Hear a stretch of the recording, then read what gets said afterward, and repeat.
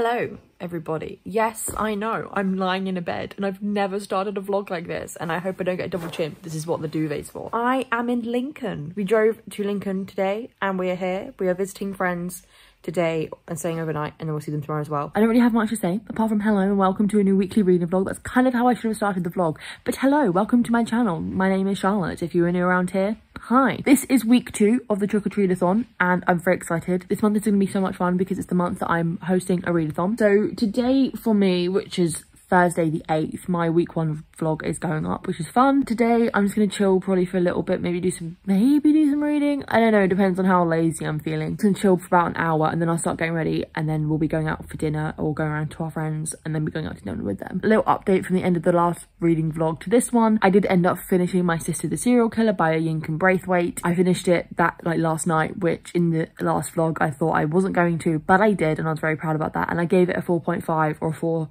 out of 5 stars on Goodreads. I really did enjoy that book and I just liked what it delved into and what it explored and the morality of people, and the ending I really enjoyed. It was a very open ending. It was an ending quite akin to My Lovely Wife, if you've read that book. So I really did enjoy that book. It was really good. So I'm now going to be continue on reading The Last of August by Brittany Cavallaro. I can't be bothered to grab the book. I've also brought Magnus Chase and the Ship of the Dead with me to hopefully, if I finish The Last of August while I'm away, but I probably won't. I don't know how much I'm going to vlog while we're here. I'm hoping I can try and fit in some little hello, welcome to this vlog or welcome to me talking clips. I don't know, I'm tired. I might try and do those clips every day if I can, when I get a chance to, maybe in the hotel if I have to in the evening. But yeah, I just thought I'd intro this vlog. Stay tuned for some fun shots of me up north, hopefully, because it's the furthest up north I've been. So we're in Lincoln tonight, and then tomorrow, after we spent some time with our friends, we're going to be going up to Sheffield to see my aunt for a couple of nights. And Sheffield is the furthest up north that I've been in the country, because I'm from Brighton. Brighton is the south coast, and the furthest up north I've been before this was Nottingham, and that was when I went on an open day to Nottingham University like over 3 years ago. I'll leave this here so I can go back to doing nothing and watching Tenable. It's the daytime still, so I'm watching daytime game show TV,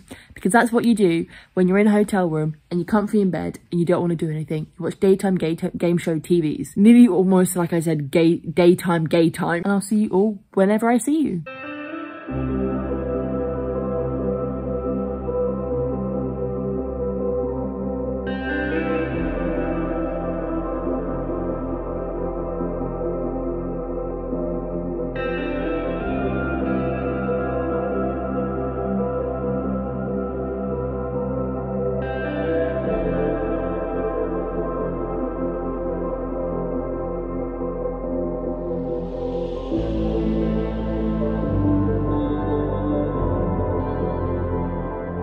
Well, hello. I kind of low-key abandoned doing talking clips in this vlog just because I couldn't be bothered. I was having a great time up north visiting family and friends, but I just couldn't be bothered and I didn't really feel much of other stuff. I'm back home. I had a great weekend. It was fun. I honestly kind of got like halfway through the weekend and was like, I'm meant to be vlogging, and I didn't even film anything yesterday, which was Sunday, because we were travelling most of the day. I got home, I was tired, I wanted to catch up on some Supernatural, and then I had the trick-or-treat-a-thon live stream, which I could have done like, oh look at me live streaming, but it would be like the only clip of the day and it's just not worth it. I don't know if the rest of this vlog is going to be anything exciting because I have 0 plans in my life for the rest of the week. If I work, brilliant. If I don't, well, my life's gonna get boring. I'm also applying for other jobs because obviously, as I don't know if you've noticed or I've mentioned, my work that I have now is very sparse at the moment because of the weather. So I am applying for other jobs because your girl needs money. I am now just over 200 pages through The Last of August, and I didn't read too much while I was away. How much did I read yesterday? Because obviously we read some stuff during the live stream. Okay, I read about 21 pages yesterday, which isn't loads, but it's something, because I think over Thursday, Friday, I read 16 pages, and that's over 2 days. I am enjoying it. I don't think it's as good as I first thought it was going to be. There's a lot of filler scenes and a lot of info dump scenes. This book is pretty much the characters and the characters they meet just informationing you and just info dumping a load of stuff on you. Yes, it's for the benefit of finding more about the families and understanding what's going on more, but it just gets a bit not boring, just repetitive, which is frustrating. And as I said, there's a lot of filler scenes, and some of the filler scenes are cute because they're between Jamie and Charlotte and they're really cute. It's just not as good, but it's still probably near a 4-star because I still love these characters, so that really helps. Loving these characters and wanting to see their story and their progression helps me not hate this book or not like this book, if you know what I mean. I will hopefully read a decent amount of this, and maybe I'll try and get to 250 today, who knows. I definitely want to get this one read hopefully before the 15th, because that's halfway through the month, and that will mean it gives me the rest of the month, the other half of the month, to read Magnus Chase and The Girl on the Train. I also need to catch up with some YouTube today, and I also want to start watching The Haunting of Bly Manor, because that came out on Friday, and obviously I postponed it till I come back from being away. And I'm so excited because I love The Haunting of Hill House, and I am very excited for The Haunting of Bly Manor because it's October, and just because any time of the year if there's a, I can put this down now actually, any time of the year if there's any spooky, Halloween, scary sort of TV show, I'm going to be eating it up. And this one I don't feel like I know too much about, so I'm very excited, and I'm definitely going to do the thing how I kind of did it with The Haunting of Hill House, is watch the TV show first, leave it a little bit, then read the book that it's based off of, and then probably rewatch the show. But I'm very excited to watch it, to kind of see some more of the actors in different roles. And you've also got Tania Miller in it, who some of you, obviously if you've seen The Haunting of Bly Manor, will know her. All I'm saying is she is my queen. I love her because she's in Years and Years, and that's one of my favourite TV shows ever. She had a little bit part in season 2 of Sex Education, and when I saw that she was going to be in The Haunting of Bly Manor, I freaked. I was so happy, and I can't wait to see her in a spooky setting. I'm gonna leave this here. Hopefully I'll get to watch some of that today. Tania Miller Supremacy. I'll read some more of my book today. I'll catch up on some YouTube. I'll see you all later. Hello everyone. I haven't updated today, it's Tuesday, but I just wanted this little clip in because I was meant to mention it if I was gonna vlog over the weekend on Saturday or Sunday, or yesterday when I got home, but I completely forgot. And I've only just remembered that I wanted to mention it, just to get it out there and just to say it, because I've already said it to people on Discord, my group chat, booktube group chat on Discord. I'm currently watching Ashley over on Frolic Through Fiction's most recent, I think she uploaded it today or yesterday, reading vlog. So you know I went to Sheffield, and I always knew that Ashley was from up north, but I couldn't actually remember if she said or if I knew where she was from.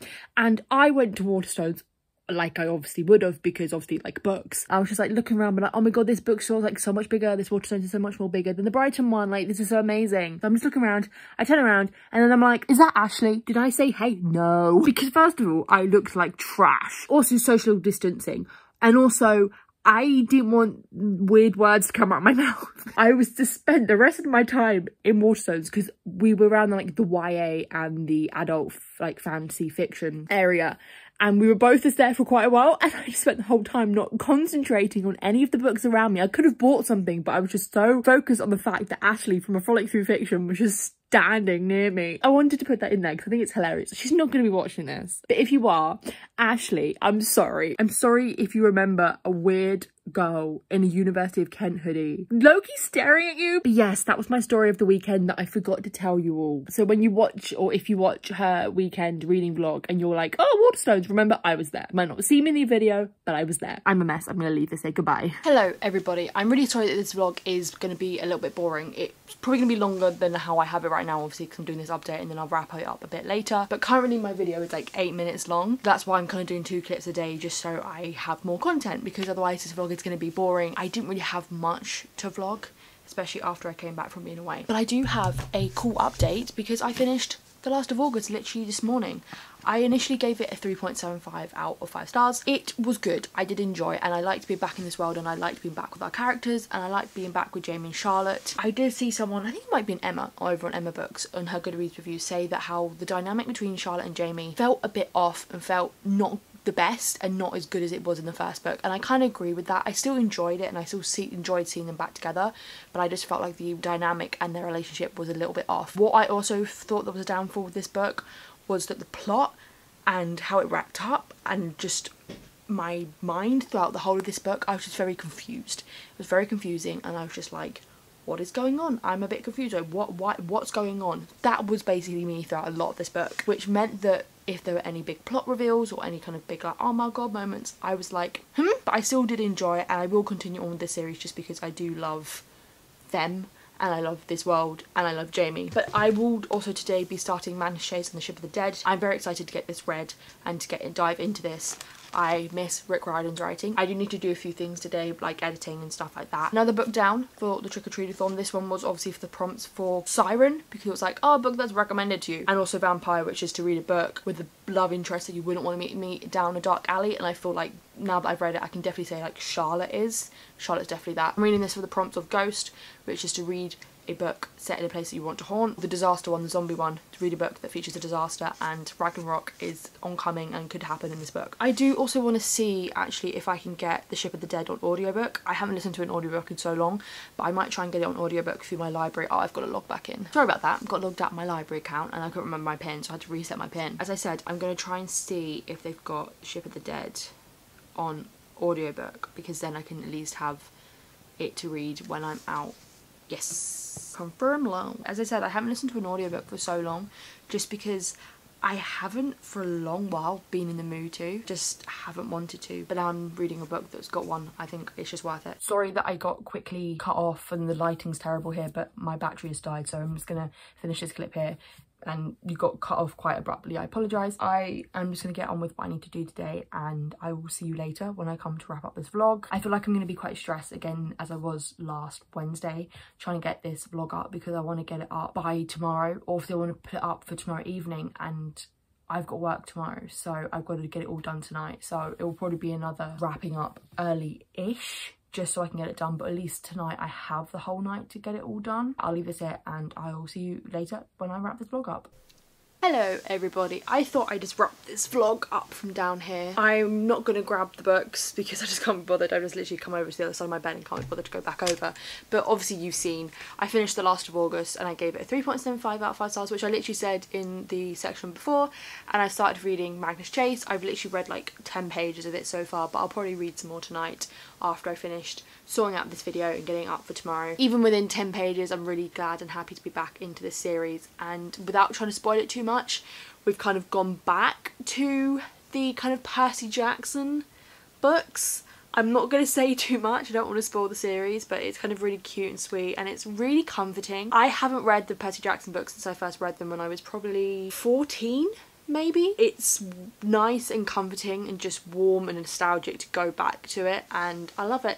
I do, and I'm really excited to kind of continue on with this book and see how it pans out. I'm very sorry that this vlog wasn't as amazing or as long as it could have been. I just didn't have the motivation or felt the need to vlog as much as I did, really, so I just didn't. And there were days where I didn't really want to vlog and I just didn't feel like I had anything to say. There are a couple other things I just wanted to talk about, to sit here and chat, just to end this vlog. Today, Timothée Chalamet's GQ magazine shoot and interview came out. I need to properly finish reading the interview, and I started reading it and it's a long one. I can't stop thinking about that shoot. It's amazing. It's so beautiful. I know people might say that he's overrated and that he's actually not that attractive, but for me, he is the epitome of like an attractive guy to me. He's like my type, and I think his acting for me is a massive reason why I love him. For me, it's a comfort. A lot of the time with actors I like, it's because they're a comfort to me and because their acting and their performances and just who they are as people remind me of the times when I was really into what they were doing. So I don't know, it's just, for me, I love Timmy just because he's just such a comfort and I love him. He's amazing. And I'm still trying to process the fact that I should have seen him in April on the West End. I've also been watching a lot of The Haunting of Bly Manor over the past few days, obviously since Monday I started watching it, because obviously it came out last Friday, but I postponed it obviously while I was away, and then I came back and I started watching it and I love it. I really do. I've heard a lot of people say that they don't really like it and that it's not as good as Haunting of Hill House, and I agree with that. I do think it's not as good, and I think structurally it's not as good, but I still really enjoy it. I still really enjoy the characters, and I think maybe one of the main reasons why I like it is just because it's set in Britain or England. It's set in England, which just, it makes me feel like I'm watching a classic British show, which is obviously something I love watching because I'm British. But I am enjoying it and I like the characters and I like trying to guess what's happening. And I think just like The Haunting of Hill House, the kid actors in it are amazing. In Haunting of Hill House, you had some amazing kid actors, especially McKenna Grace, who played young Fear, and she's amazing. McKenna Grace is one of the best actresses. She's so good. She's incredible. She's played every version of a young actress. And in Haunting of Bly Manor, the two kids in it, especially the boy, especially the kid who plays Miles, He is phenomenal. Obviously I don't want to spoil it, but in the context of what he has to do in this show, he is incredible. He does it with such maturity, and it's got a good diverse range of actors that we know from Haunting of Hill House, actors that I know and recognise from other things. It was actually only Tania Miller that I went into knowing she was going to be in it, but then it's also got actors popping up that I'm like, oh my god, you're that person from that. The actor who plays Dominic, is it Dominic? Dominic Wingraves, the kid's dad. I know him from Friday Night Dinner. He was in the first ever episode of Friday Night Dinner. He played Chris Parker, the sofa bed guy. The woman who plays Rebecca Jessel is Carrie Norton from season 10 of Waterloo Road. And for the longest time I was like, I recognise you, who are you? And then I realised it was Carrie from season 10 of Waterloo Road.